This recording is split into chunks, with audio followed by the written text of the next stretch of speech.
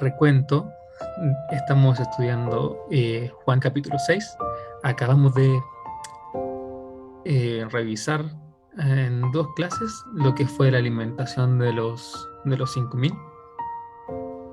Y la clase pasada empezamos a rozar, digamos, a pasar someramente por lo que va a ser el principio de esta nueva sección que dice, lleva como título Jesús anda sobre el mar. En los que vieron el chat, yo les pedí si podían tener ustedes Biblia, ¿cierto? Solamente como un ejercicio práctico, con tan solo revisar en una Biblia, generalmente las Biblias de papel lo tienen, y las Biblias digitales muchas veces lo tienen, pero solamente para hacer el ejercicio, por si en algún momento no tienen la herramienta digital. En casi todas las Biblias de papel, incluso las más corrientes, ni siquiera Biblia de estudio, ustedes van a poder encontrar esto. Sí, no sé si se alcanza a ver, pero es Jesús camina por Sí, el se mar ve, perfecto. y tiene un subtítulo. Y ese subtítulo les va a indicar a ustedes los pasajes paralelos en los evangelios. Entonces, con solamente tener una Biblia de papel, ustedes saben que van a tener que abrir su Biblia, sus otras dos Biblias, en Mateo 14, versículos del 22 al 27, y Marcos capítulo 6, versículos del 45 al 52.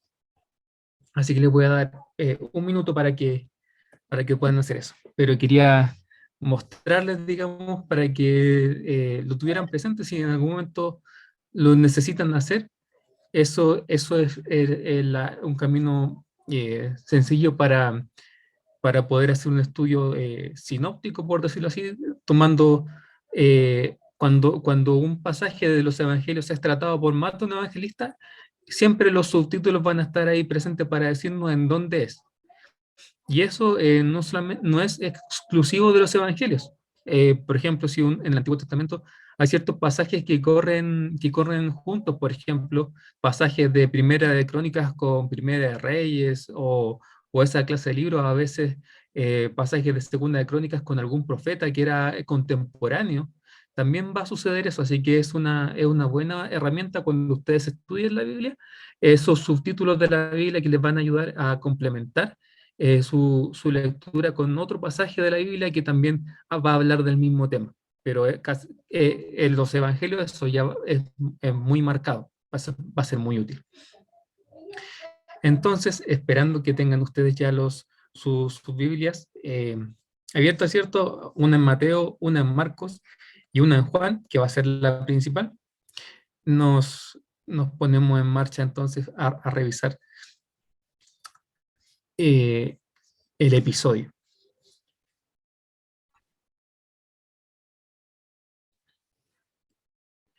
Del versículo 16 del capítulo 6 de Juan, dice así: eh, al anochecer descendieron sus discípulos al mar, y entrando en una barca, iban cruzando el mar hacia Capernaum.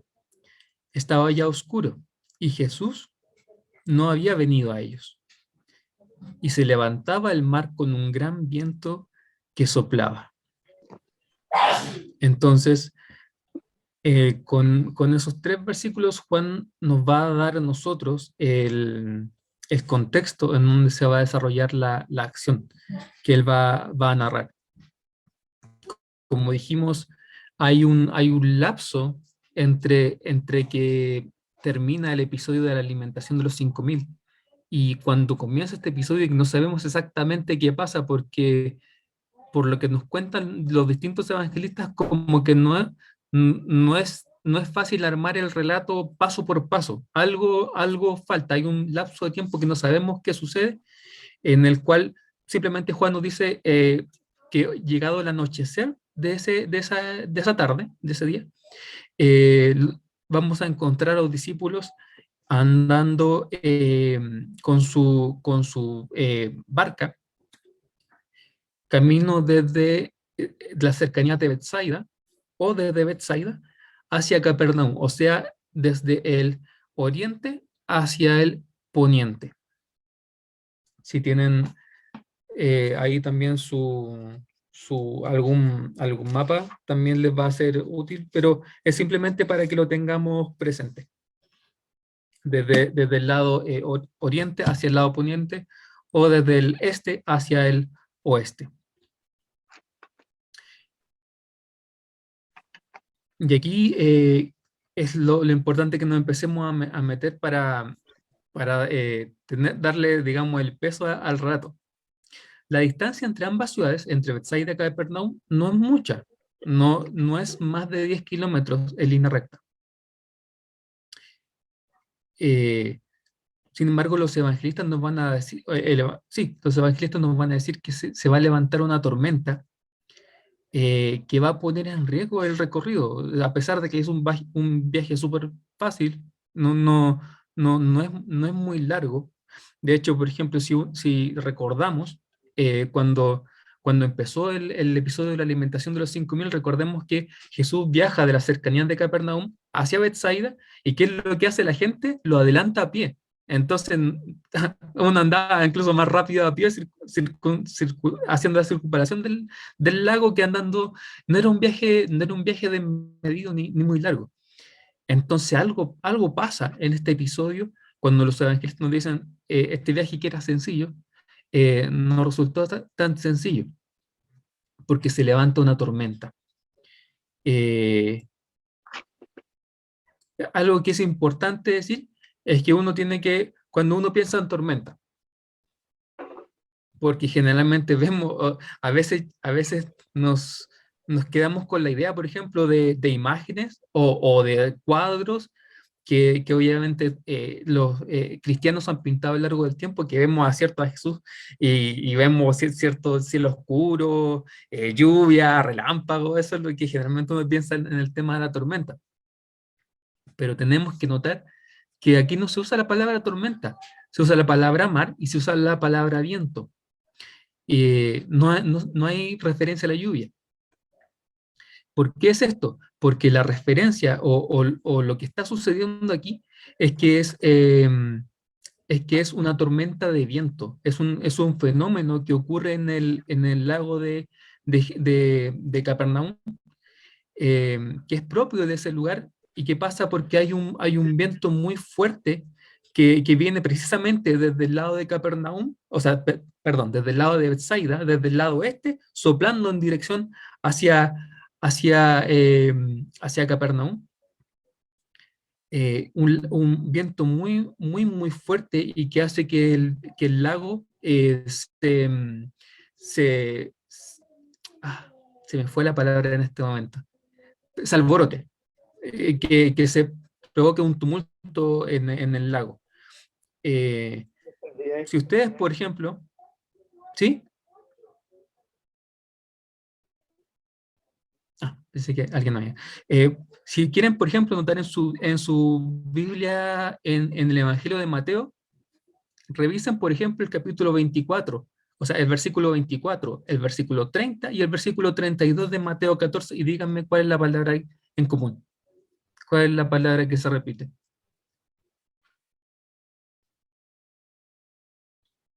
Versículos 14, 30 y 32. ¿Cuál es la palabra en común?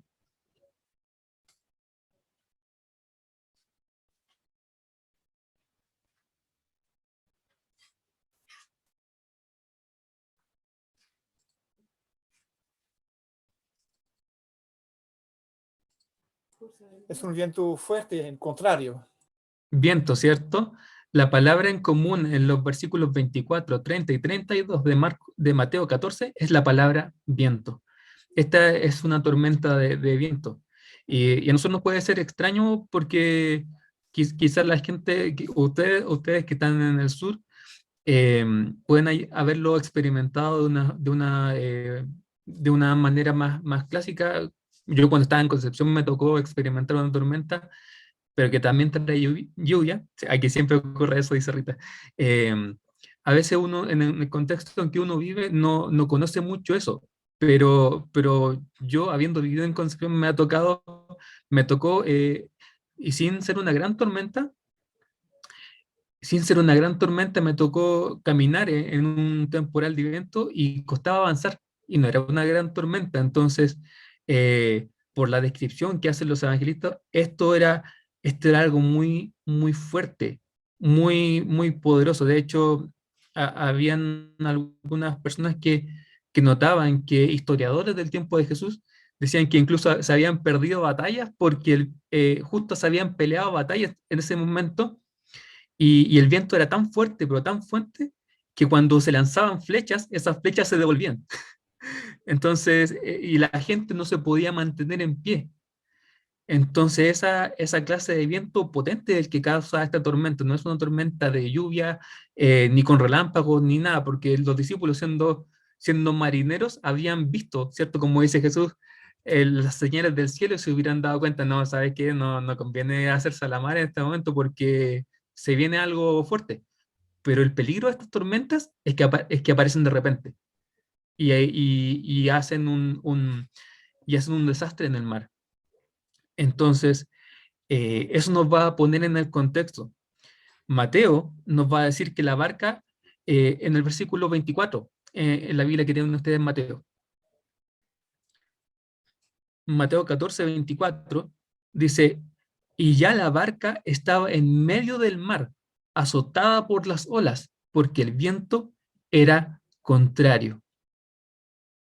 Entonces, de una u otra manera, encontramos que este viaje, que es súper sencillo, que es de la parte superior del lago, los evangelistas nos van a decir que la barca de los discípulos va a ir a parar a la mitad del mar, y enredada entre medio del viento y las olas. Eh, Marcos, nos va a decir, por su parte, que este hecho, va a hacer que la navegación sea tremendamente difícil, y va a llevar a los discípulos al límite de sus fuerzas, porque los va a obligar a mantener el barco usando los remos. El- Según estuve viendo yo, la mayoría de las barcas en ese tiempo tenía una vela, pero en esa circunstancia la vela no sirve de nada. O sea, si tú tienes que sostener la barca, tienes que hacerlo a punta de los remos. Dice en Marcos 6:48, o localiza en el versículo 48 en su Biblia en Marcos, va a decir lo siguiente: y viéndoles remar con gran fatiga, porque el viento les era contrario, cerca de la cuarta vigilia de la noche, vino a ellos andando sobre el mar. Eh, Aquí yo puse una notita, que es muy interesante, y ahí, digamos, no es evidente, pero cuando en Mateo, Mateo dice que la barca es azotada por las olas, y en Marcos nos dice que los discípulos remaban con gran fatiga, la palabra azotada y la palabra fatiga son técnicamente las mismas en el griego. Y esa palabra tiene sentido de atormentar o angustiar. Así que eso uno le da una idea de que los discípulos aquí no están jugando así, no están en un día de campo. Los discípulos realmente están en una situación muy parecida a la que estuvieron en la otra tormenta que nos hablan los evangelios, cuando ellos tenían el temor de perder la vida, porque este viento había empezado a hacer que el agua entrara al barco, no solamente que la barca pierde el control, sino que se empieza a llenar de agua. Y nos dicen los evangelistas que a ellos ya no les quedan fuerzas, o sea, están azotados. No, no dice, el sentido de la palabra es ese, que están remando con angustia, están al límite de sus fuerzas remando, tratando de sostener la barca, de alguna manera, para poder tratar de llegar a tierra. Y como nos dice Marco, la situación es tan compleja que ellos todavía se encuentran a la mitad del mar, en la cuarta vigilia.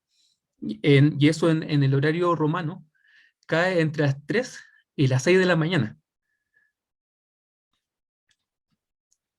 Revisemos entonces.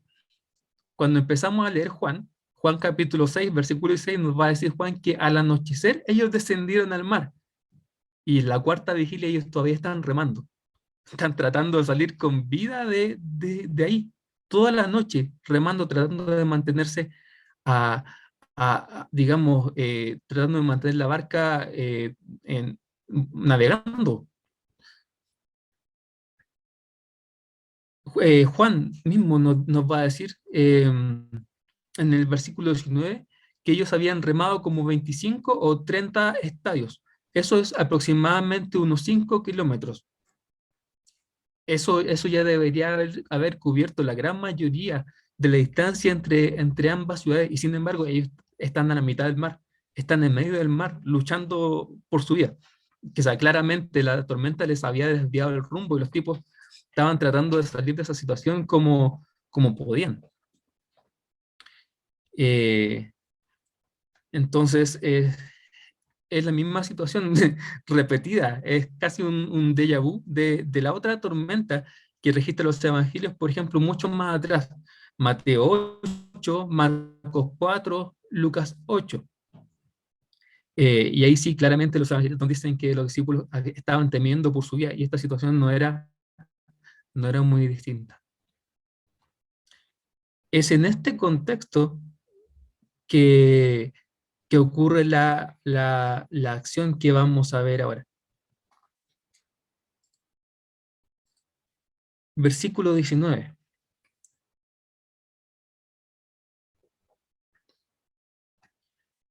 Cuando hubieron remado como 25 o 30 estadios, vieron a Jesús que andaba sobre el mar y se acercaba a la barca y tuvieron miedo.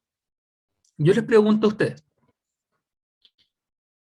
¿por qué los discípulos tendrían miedo de ver a Jesús? ¿Es Jesús o no?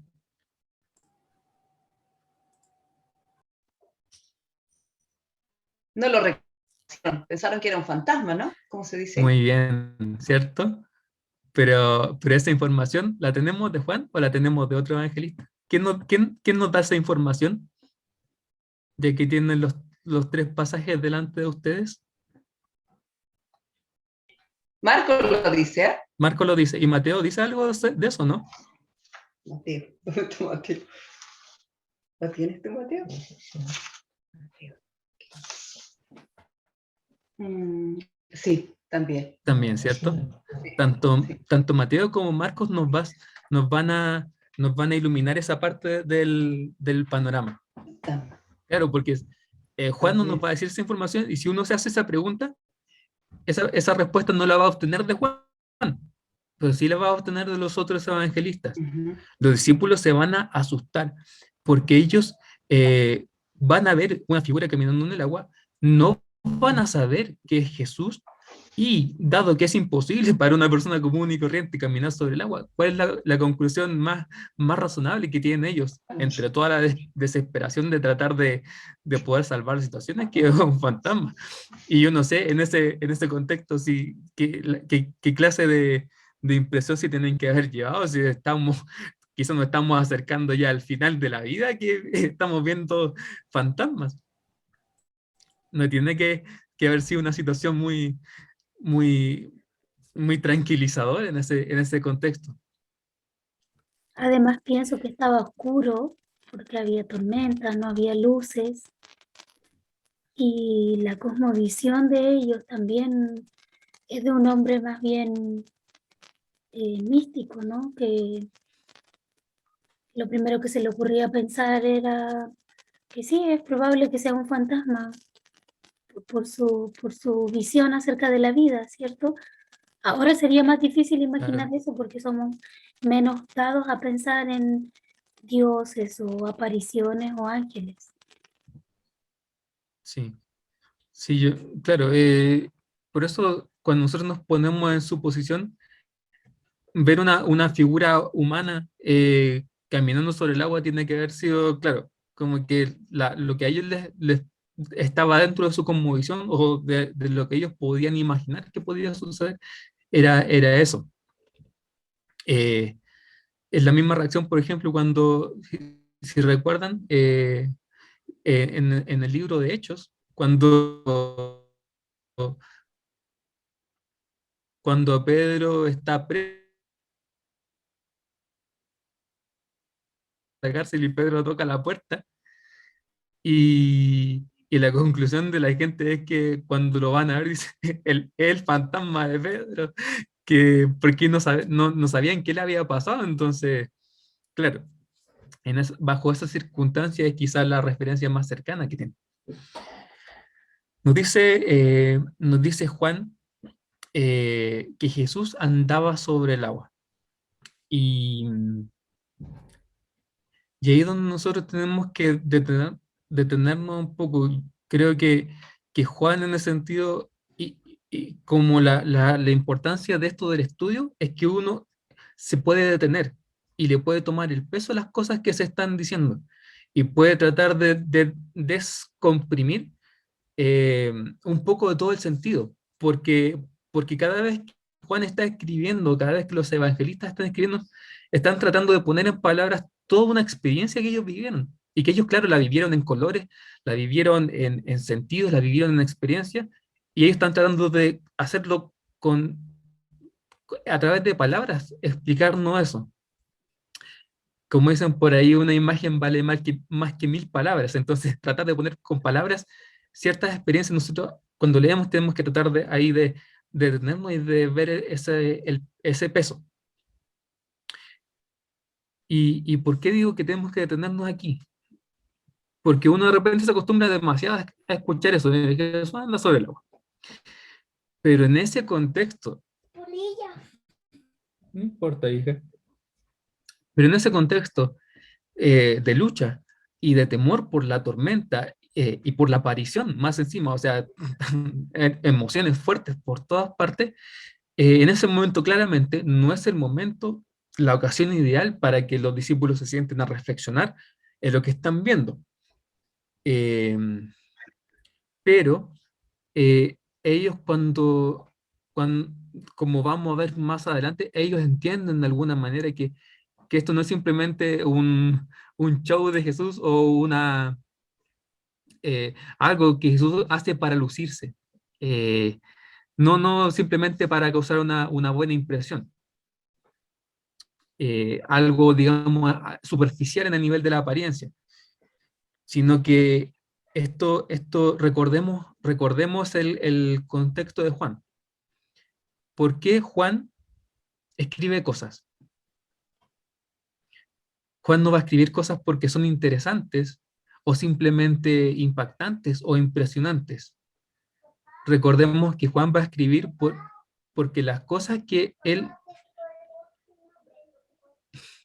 Juan va a escribir porque las cosas que él escribe, porque las cosas que él está registrando tienen un significado y una profundidad en el tema de la creencia. Siempre uno tiene que recordarse de ese casi último versículo, cuando Juan está escribiendo, cuando él declara la razón por la cual escribe.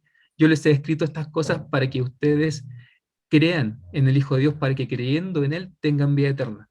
El interés de Juan es teológico. Entonces, todo lo que Juan va a registrar, uno tiene que preguntarse en qué influye esto para mi creencia en Jesús. Y el hecho de que Juan registre que Jesús camina sobre el mar, significa que esa caminata sobre el mar tiene un sentido y una profundidad.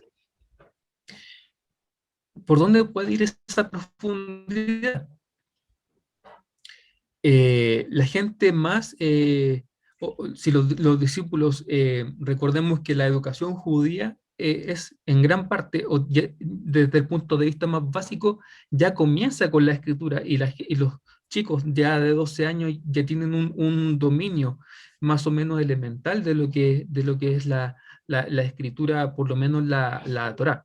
El Pentateuco, que le decimos nosotros, los 5 libros de Moisés. Y ellos también están en la sinagoga escuchando, ¿cierto?, las exhortaciones, tal como nosotros nos reunimos, ¿cierto?, en nuestro día de culto y escuchamos leer la palabra. Y esta cultura, que como dijimos es muy dada a tener presente cosas, ¿cierto? Tiene mucha mejor memoria que nosotros, partiendo por ahí. Ellos usaban mucho más su memoria que nosotros. Es muy posible que ellos se hayan acordado de figuras bíblicas que están haciendo esto, em, caminando sobre el agua. Entre ellas, Moisés, Elías y Eliseo. O sea, ni siquiera son cualquier persona. Moisés, Elías y Eliseo. Estamos hablando de la plana mayor, ¿cierto? De parte del Salón de la Fama, de la fe de los judíos.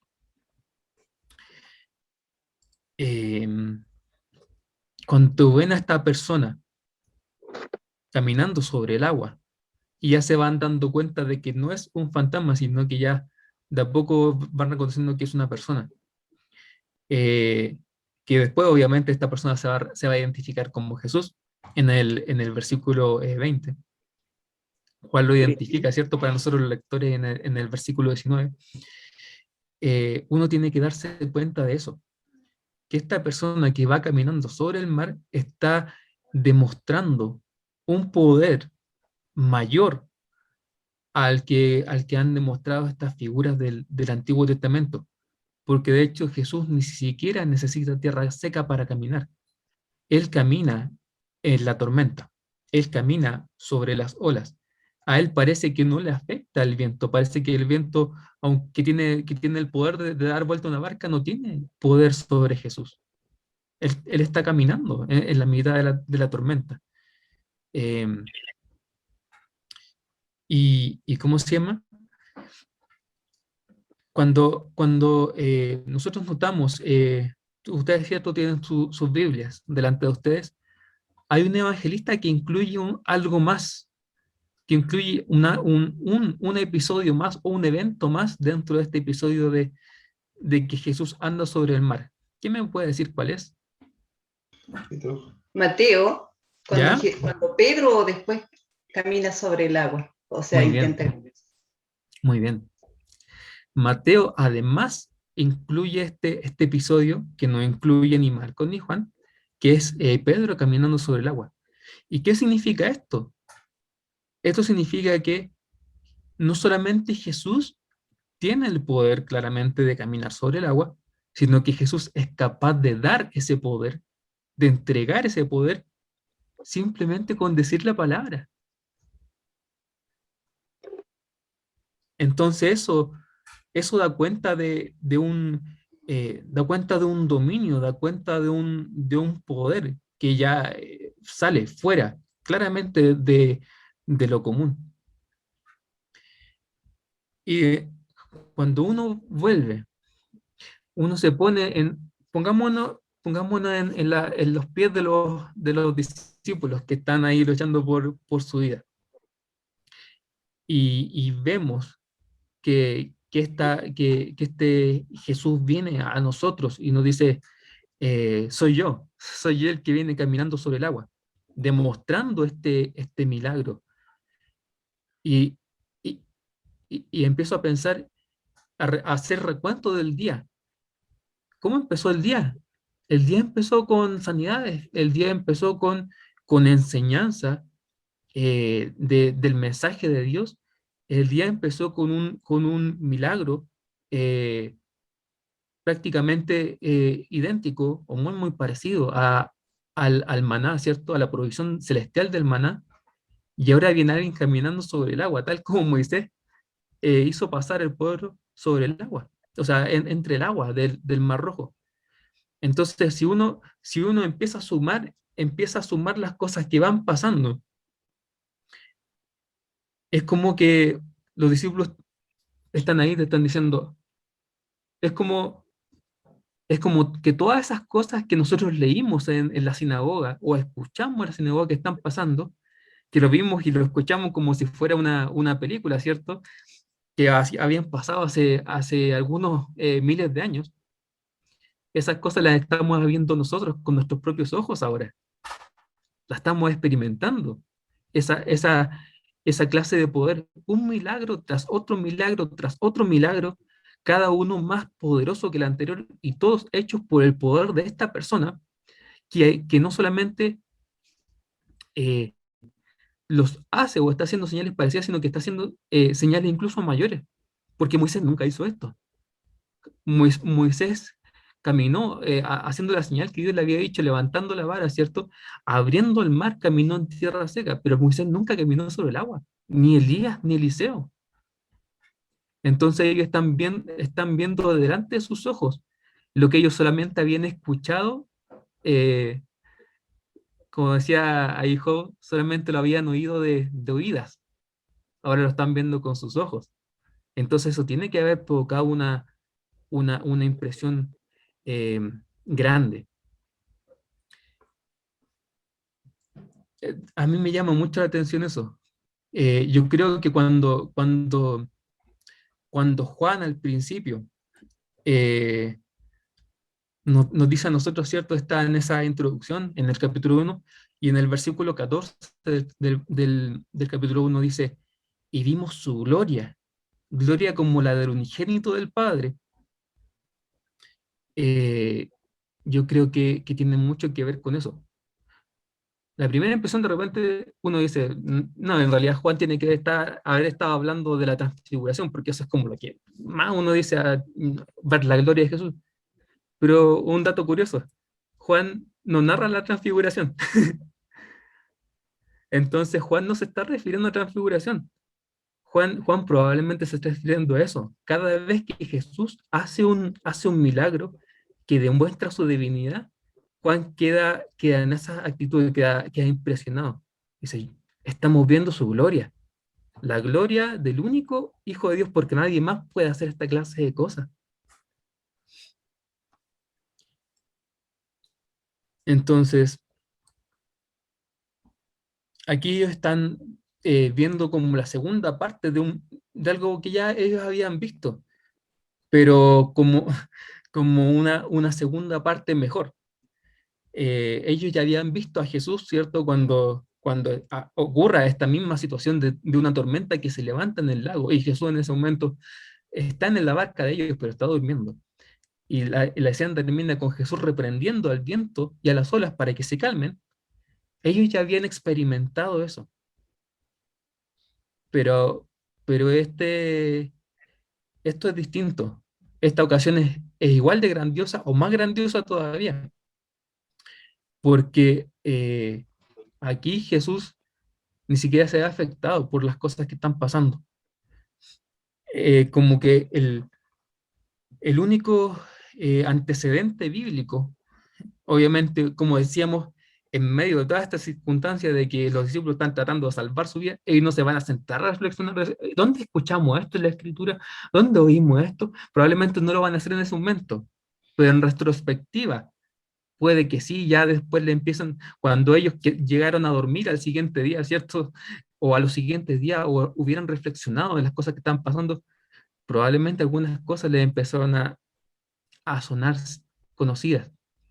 Hay un antecedente, el único antecedente de alguien caminando sobre el agua, lo vamos a encontrar en los Salmos, y va a ocurrir en Éxodo, o va a hacer referencia al Éxodo, pero no va a ser una persona. El salmista, en el Salmo 77, no quiero moverles sus Biblias, así que solamente se lo voy a decir yo. El salmista en el Salmo 77, los versículos del 19 al 20, va a decir lo siguiente. En el camino, o sea, en el mar fue tu camino, y tus sendas en las muchas aguas, y tus pisadas no fueron conocidas. Condujiste a tu pueblo como ovejas por mano de Moisés y de Aarón.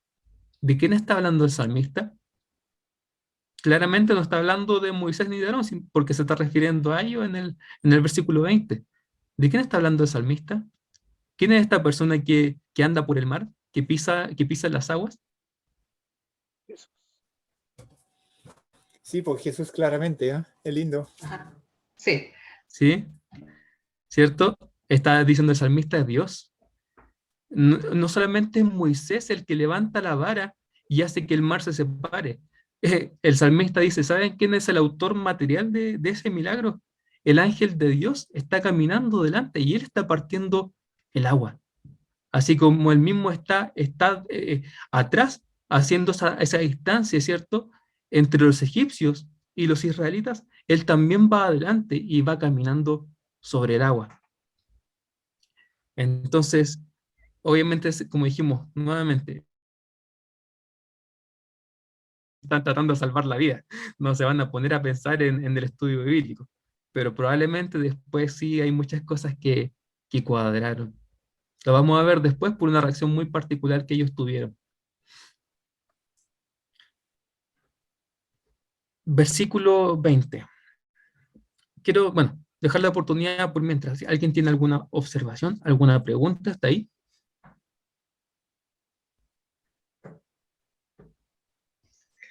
No, una observación así en Marco que dice que quería pasar, que Jesús quería pasar, ni quería... Es el único parte que se dice ahí, que Jesús quería pasar el barco, así.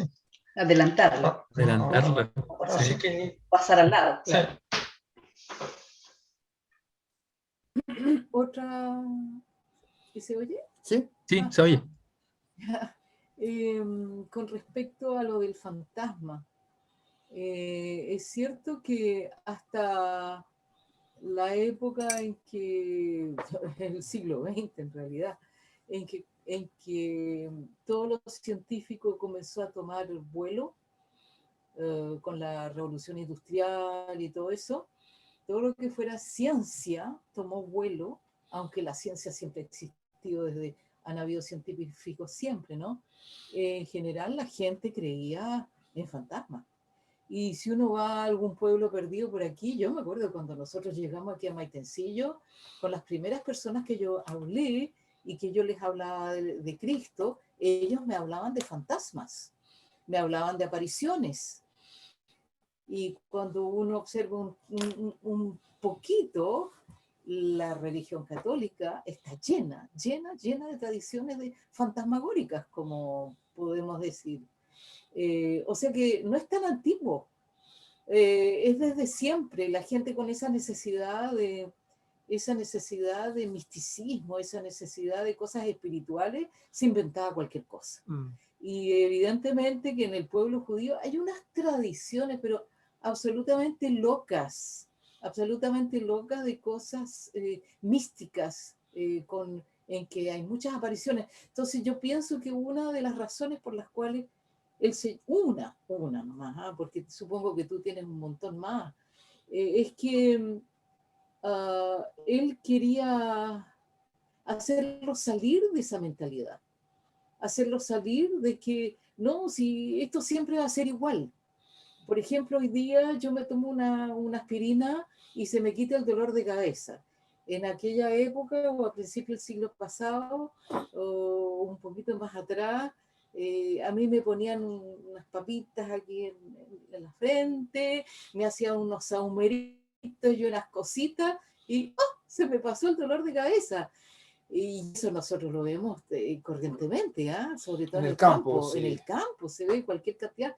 Entonces es como si Jesús quisiera decir, parece fantasma, pero no es fantasma. Yo soy real, yo vine efectivamente y yo soy capaz de hacer realidad todas esas cosas absolutamente extraordinarias que ustedes quisieran que existieran, pero que no existen porque son ilusiones.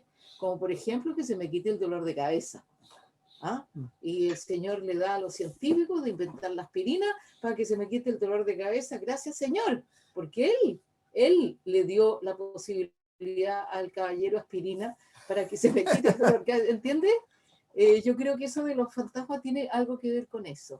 Deshacer ilusiones. Demistificar una cultura. Una cultura. Eso.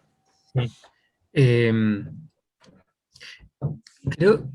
Debo reconocer que en esa parte no me detuve demasiado en el tema del fantasma. Creo que quizás debería haberle puesto más atención o haber quizás dedicado más, porque igual es como un tema interesante.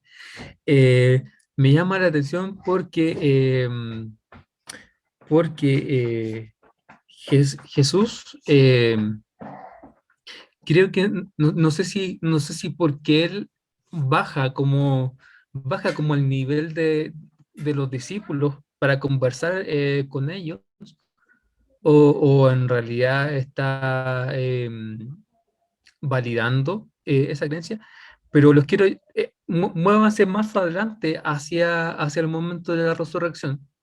Creo que en el Evangelio también de Juan y la presentación que hace Jesús resucitado, una de las cosas que él les va a decir a los discípulos es, vengan y tóquenme porque soy yo, porque un espíritu no tiene carne ni huesos como yo los tengo.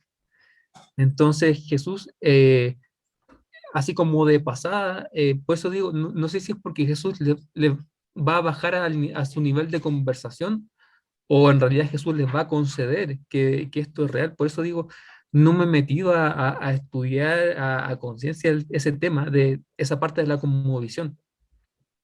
Eh, Se me viene, por ejemplo, varios episodios, no sé, Antiguo Testamento, cuando Saúl va a ver una divina, ¿es cierto? Ustedes que han leído ese pasaje, aparece ¿es cierto? Samuel. Así, otras instancias de los visitantes de Abraham, ahí sí, claro, me parece más bien que son identificados como ángeles en esa ocasión. Pero sí en otras circunstancias, eh, esta cosmovisión más sobrenatural o que admite la aparición de cosas que claramente no son personas y que no siempre son identificadas como ángeles, sino que como dice Jesús, son espíritus. eh, no sé en ese sentido, como digo, reconozco que no me metí demasiado en ese punto, pero está esa conmovisión sobrenatural, está eh, esa identificación o esas posibilidades que los discípulos manejan de cosas que aparecen, y sería interesante que cada uno de nosotros pudiera meterse ahí a estudiar e investigar por dónde va eso. Como digo, en este caso, no me di el tiempo de estudiar por ese lado, pero de que es interesante, es interesante. No, no hay duda que existen estas cosas. Tuvimos una vez en una conferencia de verano un caballero que era cineasta, que trabajaba un poquito en este asunto y nos hizo una descripción bien simple de esta realidad, diciéndonos, imagínese que usted es una hormiga que ve solamente en 2 dimensiones, la dimensión de plana. Si usted viene con sus 3 dimensiones, interactuar con sus 2 dimensiones, aparecen de repente en su campo de visión una cosa que no estaba, porque usted viene de una dimensión superior en su campo de visión. Y nos decía, el tema espiritual es el mismo. Nosotros tenemos 3 dimensiones más el tiempo, pero cuando algo de la dimensión espiritual aparece de repente y desaparece, simplemente es porque interactúa con nuestras dimensiones.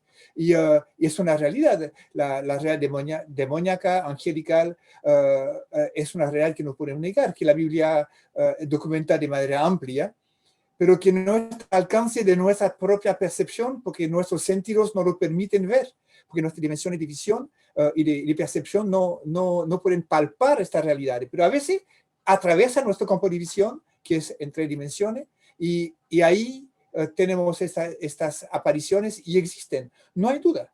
No hay duda. Ahora hay toda una tradición de las almas que lloran y la cuestión del fantasma, y eso hay más historias que son derivadas de realidades que no podemos identificar porque sabemos lo que pasó realmente, que fue la raíz de esta experiencia X o Y de las casas raras, etc.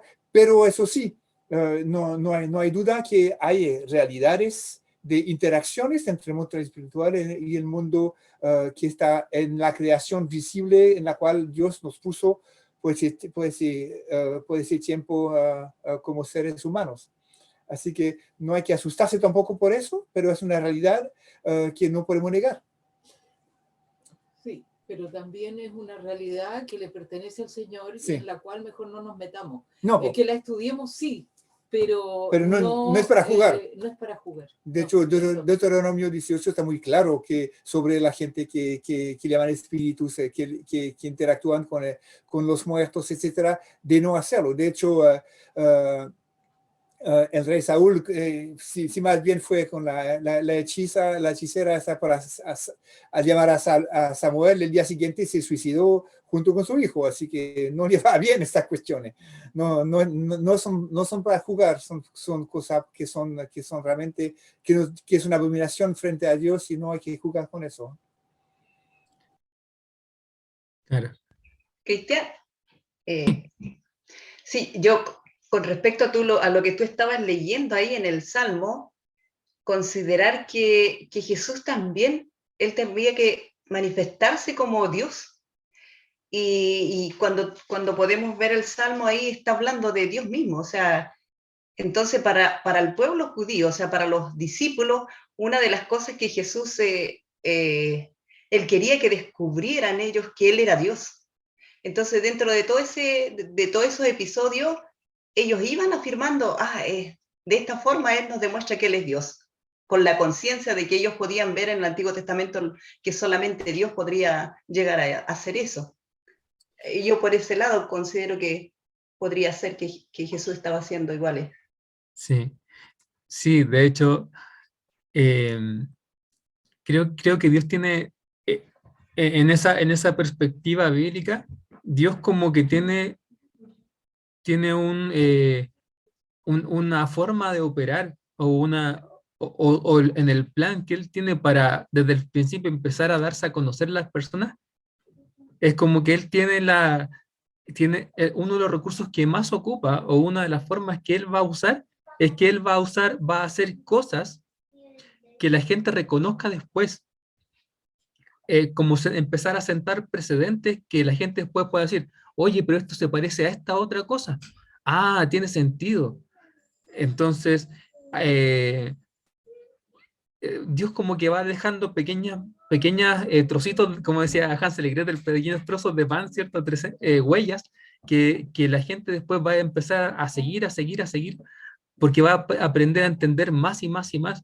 Entonces, lo que al principio, la promesa que Dios, por ejemplo, hace, espera un poquito, hija. La promesa que Dios hace de que va a venir la simiente de la mujer, ¿cierto? Y que va a derrotar a la serpiente que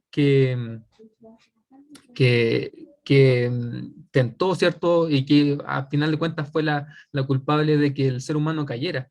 Y va a pasar algo bueno, esa victoria va a ser algo bueno para el ser humano. Ya después empieza a empezar a crecer esa promesa y la gente va empezando a juntar todas las partes. Entonces, creo que pasa lo mismo con eso. Dios hace cosas para que después la gente la reconozca. Y eso mismo, por ejemplo, el autor de Hebreos lo va a notar mucho. Va a decir, ¿se acuerdan de cuando el sacrificio pasaba esto? ¿Se acuerdan de cuando el Antiguo Testamento hacía esto? Por esto es, ¿cierto? Y creo que justamente eso, Dios se comporta de esa manera que Él está haciendo, dice, estoy haciendo cosas para que ustedes las vayan, cuando pase, cuando se cumpla, ustedes lo reconozcan, que yo estaba actuando, así como actué antes, también voy a volver a actuar ahora.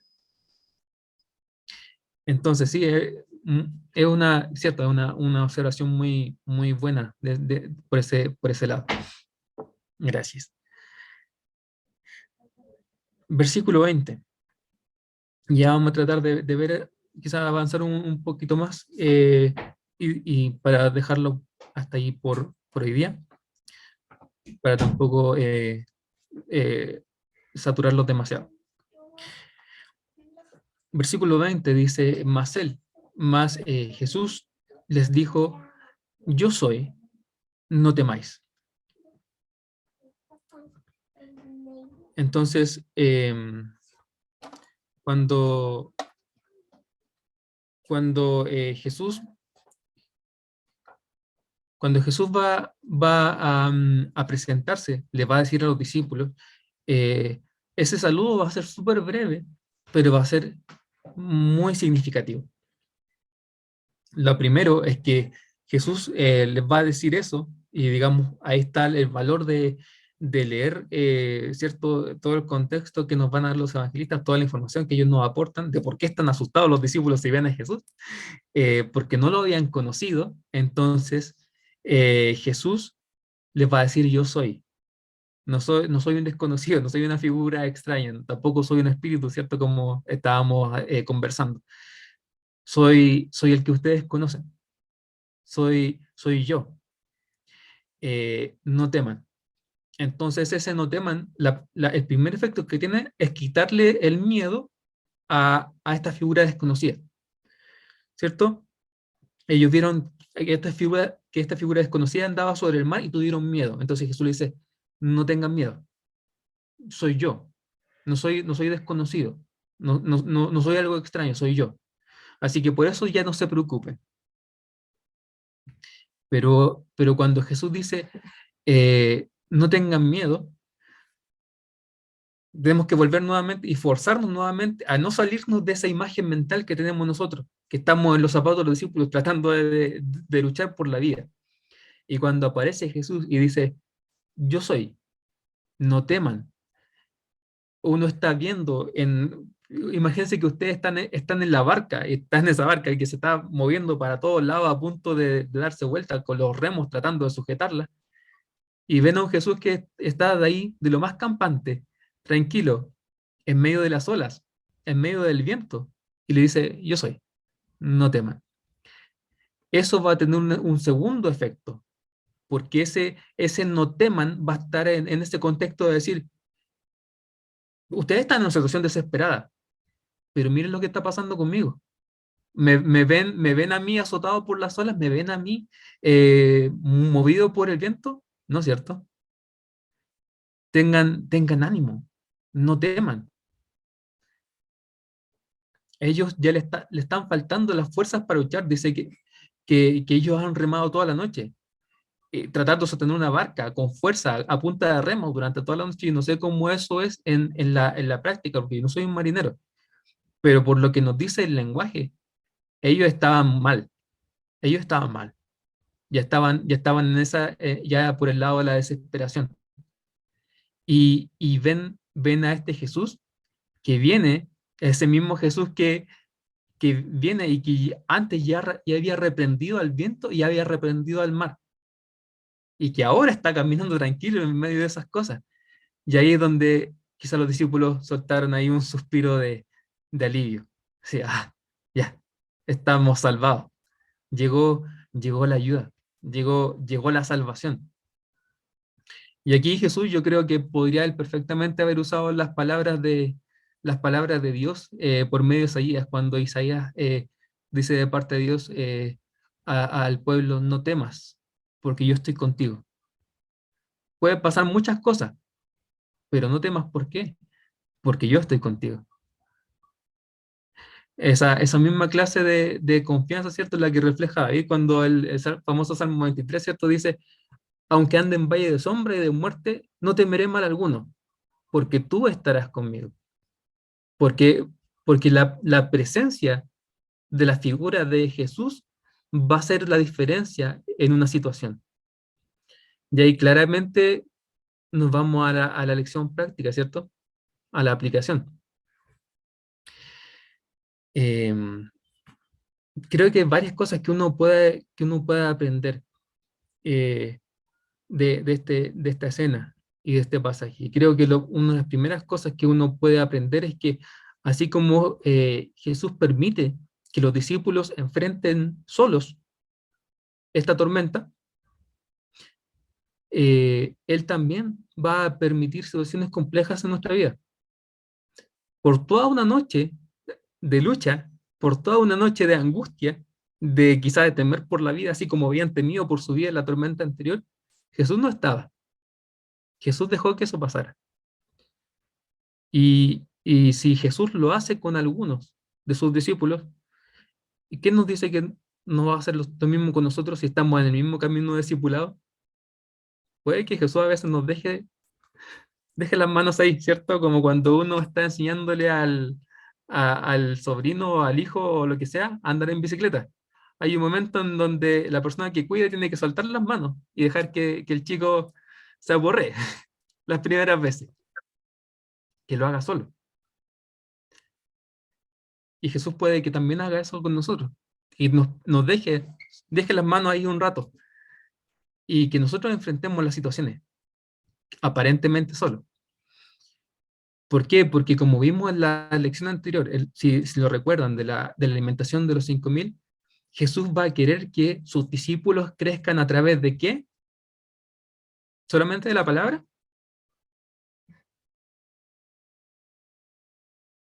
De la experiencia también, pues. De la experiencia, ¿cierto? No solamente el discípulo tiene que aprender de escuchar, sino que tiene que agarrar, ¿cierto?, el pan que le está pasando a Jesús y ir a repartirlo, ir a entregarlo, y de vuelta ir a recoger la cesta, ¿cierto? El discípulo tiene que aprender, dice Jesús, no voy a hacer mi milagro para que, como Moisés, ¿cierto?, el pan y el pescado caigan en las manos de las personas. Ustedes también tienen que hacer algo. Ustedes también tienen que ser parte de esto. Quiero que esa experiencia que es su personal, a ustedes también les quede. Y eso también va a ser muy verdad de las experiencias difíciles, porque eso lo sabemos. Sabemos que las dificultades nos van a perfeccionar, ¿cierto? Versículo clásico, Santiago, capítulo 1, versículos del 2 al 4. Hermanos míos, tened por sumo gozo cuando os halléis en diversas pruebas, sabiendo que la prueba de vuestra fe produce paciencia. Mas tenga la paciencia su obra completa, para que seáis perfectos y cabales sin que os falte cosa alguna. Las dificultades hacen madurar, las dificultades hacen crecer. Y el Señor que inspira a Santiago sabe eso. Sabe eso. Entonces a veces,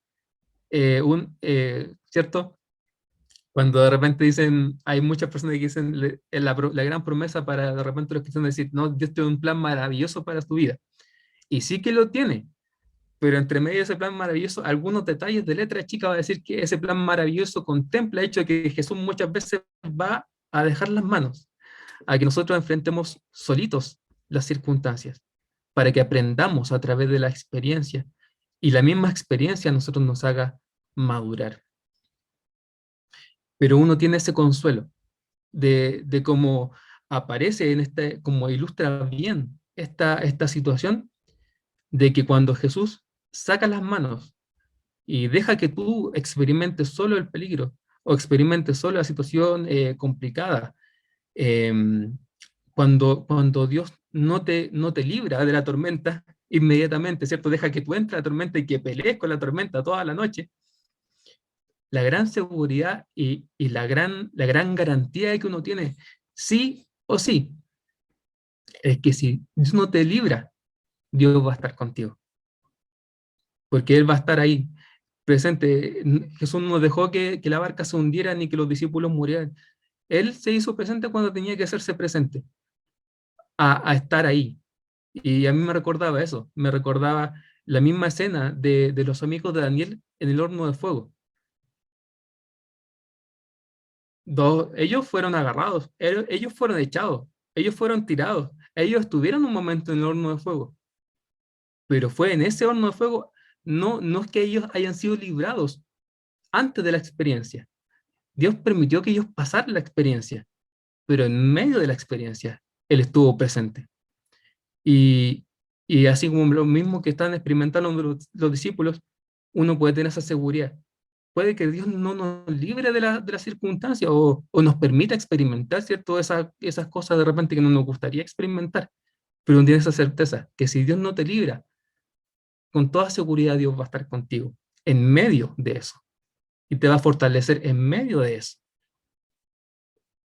Y aquí yo me acordaba, ¿cierto? Yo creo que uno puede tener esa seguridad o puede tomarse precisamente esa garantía cuando Dios le promete a su pueblo por medio de Isaías: cuando pases por las aguas, yo estaré contigo.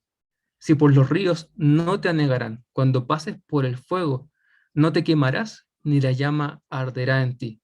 ¿Por qué dice, cuando pases por las aguas, yo estaré contigo? Yo voy a estar contigo en la situación. No necesariamente te voy a librar de entrar en el agua o de entrar en el fuego. A veces te va a tocar entrar, pero yo voy a estar contigo. Entonces yo creo que eso es una gran promesa un gran aliciente, y creo que es algo que uno puede ver en este contexto de esta situación, como una de las enseñanzas que uno puede ver en esta situación que los discípulos están viviendo. Y otra, y quisiera terminar con eso, como decía yo, para que no sea demasiado. Este pasaje nos va a invitar a mantenernos con una perspectiva de fe en la providencia del Señor. Porque los discípulos se van a ver en esta situación y nosotros, ¿cierto? Como uno dice en literatura, ¿cierto? Uno está de la perspectiva del narrador. Uno escucha al narrador y puede leer ahí que Jesús está ahí presente. Pero los discípulos que están en medio de la experiencia y en medio de la tormenta no lo saben. No saben que Jesús va a llegar. Entonces, para ellos es una situación que está fuera de control. Ellos están solos, están desesperados, sin fuerza, en medio del lago, con un bote que está a punto de darse vuelta. ¿Y qué pasa? Esa es la perspectiva de los discípulos. Pero ellos no sabían que Jesús sabía lo que ellos estaban pasando. Miren su Biblia, que está en Marcos. Miren el versículo 48.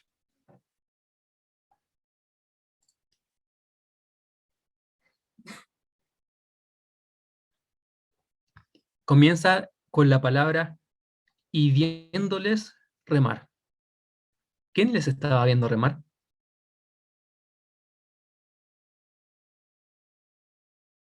Jesús en todo Era Jesús. momento estaba observando. Sí, justamente. Jesús estaba mirando. Y por eso digo, fue un momento en donde el Señor hizo así. Por un momento van a tener que ustedes enfrentarse a la tormenta, pero nunca desamparados, pero nunca, en realidad no estaban solos. Ellos creían podían haber creído que estaban solos. Quizás ellos dijeron, el Señor nos dijo que no iba a alcanzar en Bethsaida y al final nunca nos alcanzó en Bethsaida. Ya bueno, vamos de vuelta a Capernaum. Quizás el Señor se fue solo a Capernaum.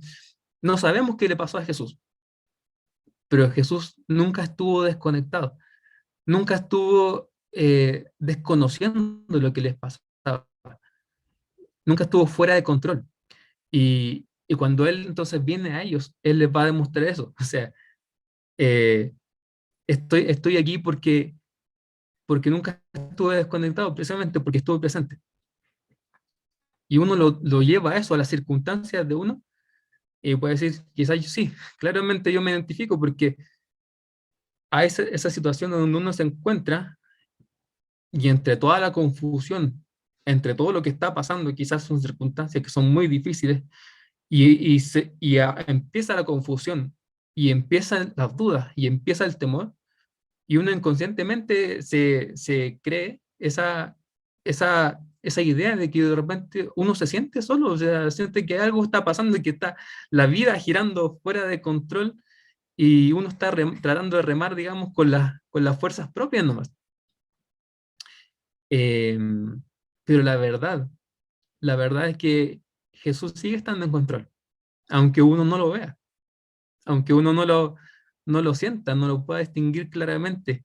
Los discípulos no lo podían distinguir, y sin embargo Jesús estaba en control. Jesús estaba mirando. Y cuando los discípulos descubren en esa tormenta a un Jesús que está mirando, que está presente, que está listo siempre para encontrarlos, para venir en ayuda de ellos en el momento preciso, yo creo que uno con mayor razón tiene que tener esa capacidad de decir, los discípulos conocían esto, nosotros conocemos más, nosotros conocemos todo el resto del Nuevo Testamento, donde nos va a describir con lujo de detalles que Jesús es, como decíamos, es ese Dios, es el mismo Dios del Salmo 121, ¿cierto? Cuando dice, no dará tu pie al resbaladero, no se dormirá el que te guarda. Ese es Jesús. es el Jesús, el Dios omnipotente que no se cansa ni se adormece y que siempre guarda a los suyos, que está ahí presente, que nunca descuida, que nunca desampara, aunque uno no lo pueda ver. Entonces los discípulos experimentan eso y uno también tiene que tratar de recordarse eso en medio de las situaciones difíciles que Jesús es esa clase de Dios. Aunque uno no lo sienta, aunque uno no lo vea, eso no significa que Dios no esté en control de la situación. Él está ahí mirando y, como decía, en el momento preciso, Él va a intervenir. Si no nos libra de la tormenta, en el momento preciso va a estar ahí para sostenernos. Y al final de cuentas, yo creo que sí, al final de cuentas, a veces Dios está presente en la situación y termina liberándolo, o procesándolo a uno, o purificándolo, o perfeccionándolo a uno, hasta salir de esa situación, porque esas situaciones difíciles no duran para siempre tampoco. Entonces, es como que da ánimo, ¿cierto? Las cosas que le pasan a los discípulos en este sentido. Así que vamos a detenernos ahí, hermanos, para que tampoco sea hacerlo demasiado largo. Nos queda solamente un poquitito de este rato, pero ya lo dejamos para la siguiente clase. Así que dejo desde ahí ya micrófono abierto, si alguien tiene impresiones o últimos comentarios para compartir. Sí, yo. ¿Está abierto? Sí, está abierto el micrófono.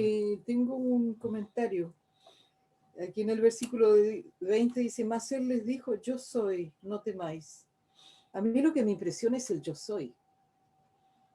Porque lo que estábamos hablando delante, lo que tú decías delante, que él pone cosas en el camino para que después uno se acuerde que ya las había puesto.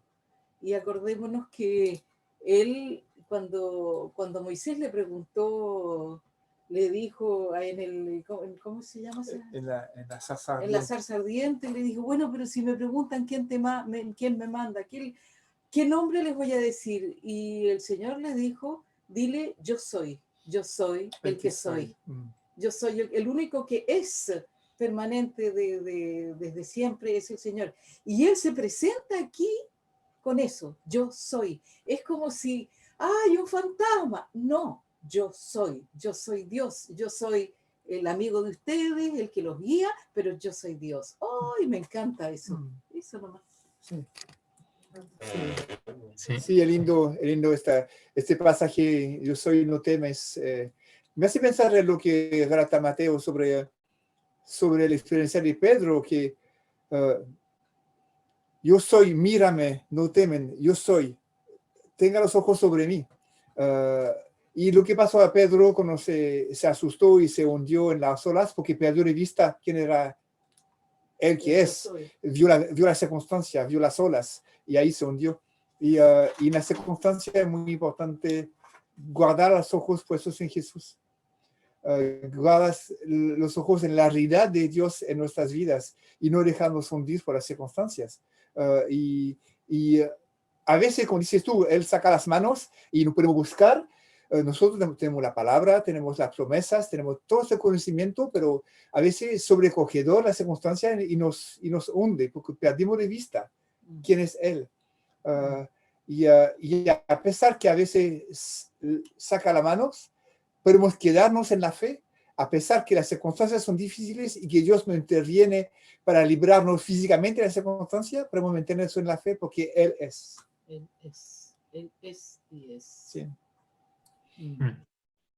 Sí, ¿cómo se llama? Es como poderoso el título, claro, en el contexto.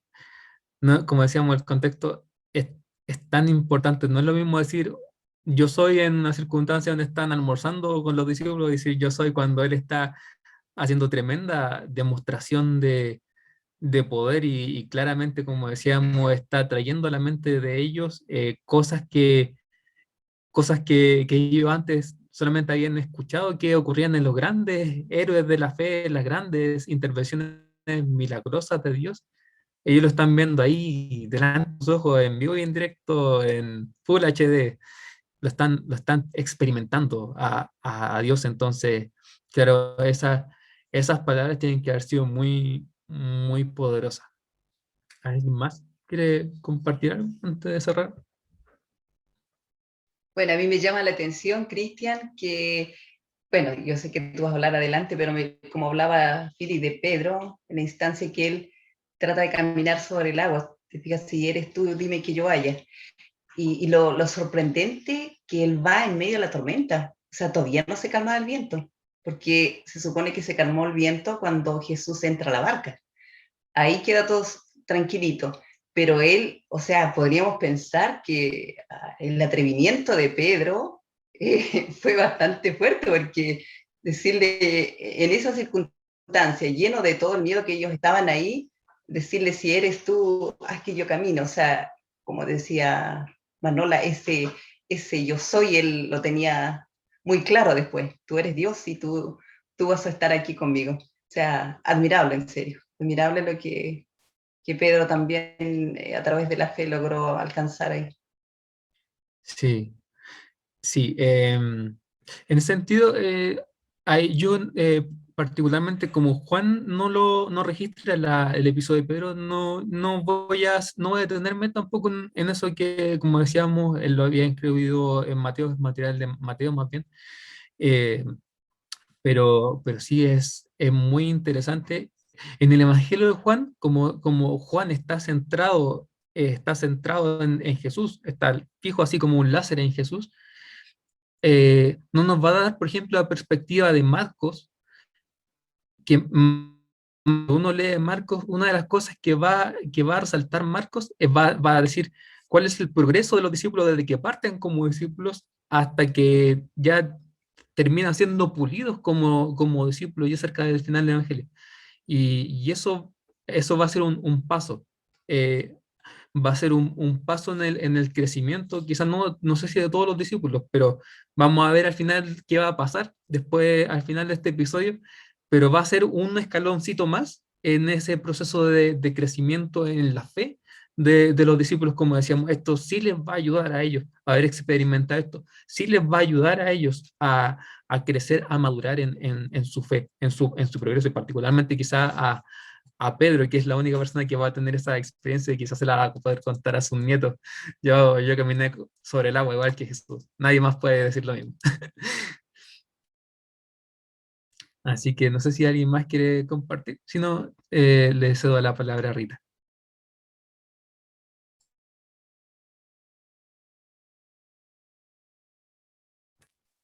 Gracias. Es que, Sí, Gloria, ¿no? Ya, ¿no? Ok.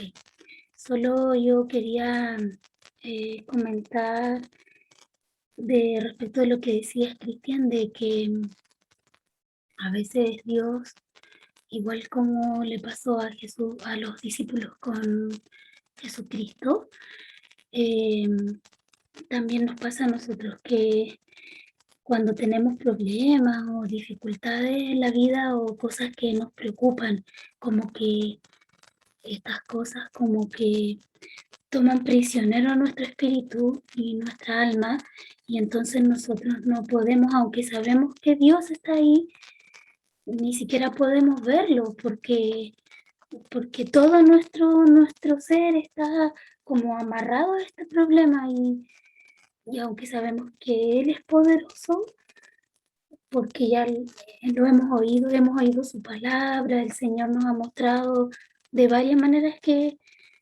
si nosotros lo dejamos intervenir a Él, Él va a hacer las cosas de mejor manera que nosotros, o va a resolver las cosas de una manera que nosotros no imaginamos o que va a ser bien para todos.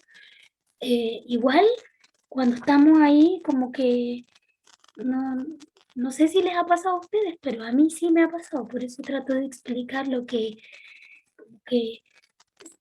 Señor, yo creo en ti, pero mira mi cuerpo, estoy súper nerviosa, estoy súper preocupada y no puedo no estar preocupada, no puedo estar como yo le digo esto, no puedo tener paz de espíritu, aunque yo sé que tú eres poderoso.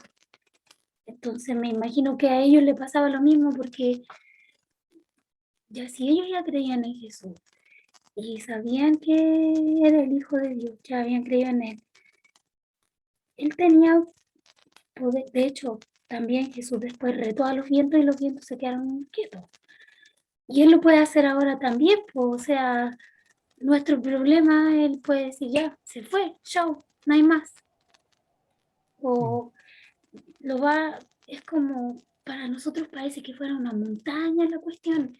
Y no puede ser una montaña, pues si Jesús es lo más importante o no, no sé qué piensan ustedes.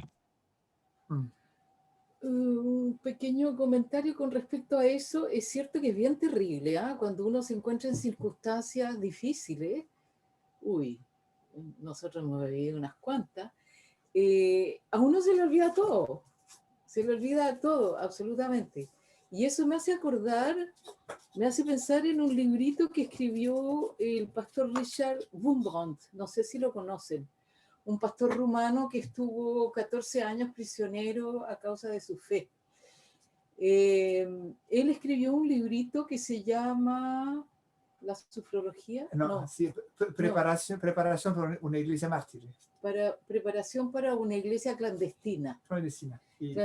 Y cambia el nombre de sufrología a sufrología de sufrir. Sufrología, y dice, ¿por qué en los institutos bíblicos nos enseña la sufrología? De cómo sufrir. De cómo aprender a sufrir. Y él decía, uno de los comentarios que él hacía, y que a mí siempre me llamó mucho la atención, él decía, mire, usted puede saberse de memoria la palabra de Dios, al revés y al derecho, pero cuando usted está en una situación complicada, muy complicada, o lo están torturando, usted no se va a acordar de la palabra de Dios. Eso, él lo decía, y es un hombre que se conocía la Biblia al revés y al derecho de memoria, era impresionante. Y él decía, no, uno no se acuerda de eso. Lo único válido en un momento difícil es lo que yo ya tengo como experiencia en el corazón de la palabra. Entonces, lo que yo he vivido con Cristo. Por eso que eso del yo soy a mí me parece tan interesante, porque es hoy. ¿Qué es lo que yo vivo hoy? Y mañana va a ser hoy. Y pasado mañana va a ser hoy, pero lo vivido en el día de hoy con el Señor. Y eso, en el momento de las dificultades, hay un montón de dificultades que yo no las he vivido con el Señor. Y me da vergüenza decirlo, porque con los años uno debería poder decir, Señor, lo estoy viviendo contigo, tú estás aquí, yo soy, estás aquí, a pesar de la dificultad. A pesar de la dificultad, aunque yo no me acuerde de ninguna palabra, no me acuerde de nada, pero esa presencia, la presencia de su persona al lado, junto a mí, dentro de mí, eso después cuando yo me acuerdo de la dificultad, yo debería poder decir, uy, su presencia era absolutamente sensacional, sensacional, aunque en el momento mismo uno no lo pueda analizar, porque está viviendo un momento muy difícil. Y yo creo que esos momentos son un parámetro para saber en qué estamos en nuestra vivencia con el Señor, no en nuestro conocimiento de su palabra, así nomás, sino que en la vivencia, como tú decías, cristiana, sí, porque yo siempre confundo los nombres, sobre el hecho de que tú nos dabas aliento para los momentos difíciles que podemos vivir. Yo trato de captar por todos mis poros eso, aliento para el momento en que yo voy a vivir una dificultad, porque eso es lo único que va a ser válido en momentos difíciles, y momentos difíciles vamos a tener cualquier cantidad para adelante. No se va a mejorar. Eso no cabe la menor duda. Impregnarnos así, pero de todo corazón. Señor, por favor, llena mi corazón de eso que el cristiano dijo, de que Él está ahí hoy y mañana, hoy también. Mañana, que va a ser hoy, mañana. Sí. Eso ya. Sí. Cuando estaban comentando, y Eh, me vino a la mente algo que alguna vez leí que decía, cuando uno ve a Jesús, por ejemplo, en la palabra, haciendo milagros, sanando o liberando, no es como que eso vaya a decir, ya, espérame 5 minutos, voy a ir a una oración y ahí vamos a hacer la sanidad, vamos a hacer la liberación. Jesús estaba listo siempre. Él había hecho esa preparación antes. Él tenía cultivada eso y creo que en el tema del sufrimiento, como claro, como dice Manuela, no es que uno va a decir, ya, a ver, déjame ver qué escritura me sirve para pasar esta situación. Eh, en la situación misma, yo creo que en una situación extrema, así como el cuerpo revierte a movimientos básicos, o cuando el cerebro mismo está, Dios lo hizo para en situaciones de peligro, revertirse a su expresión más básica de huir o pelear. eh, yo creo que en la vida espiritual es lo mismo, como que yo creo que esa es la esencia de cuando Dios dice, cuando Dios nos permite experimentar momentos difíciles, nuestra vida espiritual se ve revelada. Las bases, se descubre la base, como dice la casa, ¿cierto? Si está fundada sobre la arena o si está fundada sobre la roca. Lo descubre la dificultad. La prueba del corazón descubre si la fe es verdadera. Entonces, yo creo que como dice, la única solución o como lo que uno quizá en la enseñanza, la exhortación es que uno cultive esa vida con Dios de tal manera que cuando llegue la situación, uno tenga esa base. Cuando uno revierta lo que está más dentro de mi corazón, que eso que está dentro de mi corazón sea vida con el Señor, experiencia con haberlo conocido a Él en forma personal, porque eso es lo que me va a mí a llevar adelante, no necesariamente un conocimiento intelectual, sino que al final de cuentas la esperanza que cuando nosotros estudiamos o leemos, para mí siempre ha sido que lo que uno aprende de Jesús sea una herramienta para que uno pueda establecer un conocimiento personal del Señor.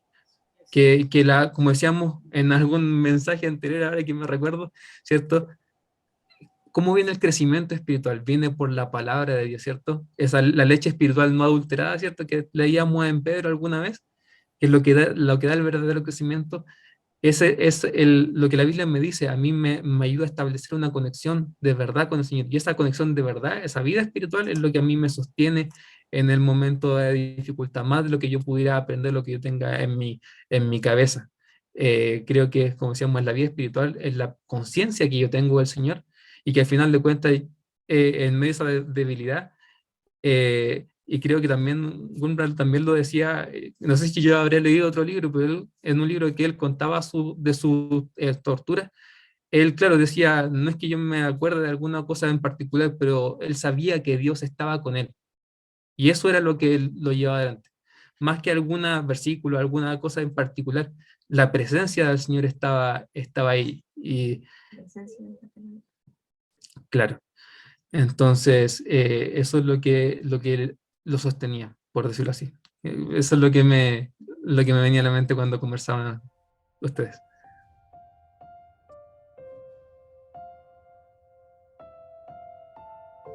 Citarle un versículo que lo conversaba con una amiga el otro día, que es radical, justamente lo que tú estás diciendo. En Hebreos 5, voy a ver, Hebreos 5, versículo 13, dice: y todo aquel que participa de la leche, tú hablaste de leche, es inexperto en la palabra de justicia porque es niño. Pero el alimento sólido es para los que han alcanzado madurez, para los que por el uso tienen los sentidos ejercitados en el discernimiento del bien y el mal. Por el uso en el sentido de la práctica, El caminar. El alimento sólido, el mascar un alimento sólido espiritual es el uso, o sea, La puesta en práctica. La puesta en práctica y eso es lo que nos va dando el discernimiento del bien y del mal. Pero es cierto que un niño no puede vivir una situación difícil de la misma manera que un adulto. No puede. Entonces, y nosotros somos adultos y tenemos que reaccionar con discernimiento. Y el discernimiento del bien y el mal, bueno, el bien de todas maneras está, porque yo soy y está conmigo. Eso nomás, ese versículo que es tan